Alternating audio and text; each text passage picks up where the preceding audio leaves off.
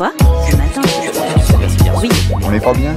À la fraîche? Minute Papillon. Bonjour, vous êtes dans Minute Papillon, le journal audio de 20 minutes qui consacre son édition de midi à la victoire des Bleus, bien évidemment. Nous sommes lundi 16 juillet 2018. Dans vos oreilles, Julie Bossard.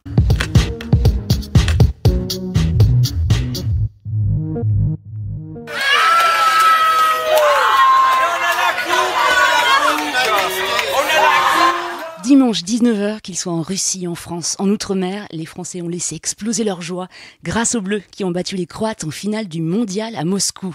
Une victoire 4-2 qui ne s'est pas faite sans mal, reconnaît Bertrand Volpilac, le chef des sports de 20 minutes. C'était pas le meilleur match de l'équipe de France dans cette Coupe du Monde. On a beaucoup souffert, y compris en première mi-temps.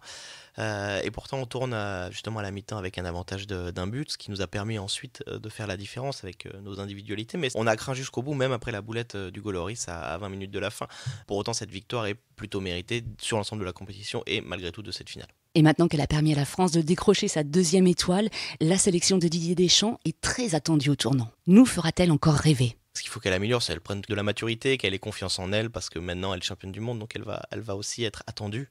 Début septembre, c'est déjà le premier rendez-vous international pour l'équipe de France avec la Ligue des Nations, qui est un nouveau rendez-vous international créé cette année, c'est le premier rendez-vous. D'ici là, les Bleus vont quand même avoir le droit de se reposer un petit peu et reprendront l'entraînement de leurs clubs respectifs d'ici à quelques 3 semaines. La rédaction de 20 minutes, elle, ne prend pas de vacances et je peux vous assurer qu'elle est au taquet pour vous faire vivre encore aujourd'hui une grande journée de sport et de fraternité. On vous fait vivre les célébrations autour de cette victoire, c'est-à-dire le retour de l'équipe de France. Ensuite, la grande parade sur les Champs-Élysées à partir de 17h. On espère que vous y serez, nous on y sera, on a du monde sur place, de la vidéo, de l'image, du tweet, tout.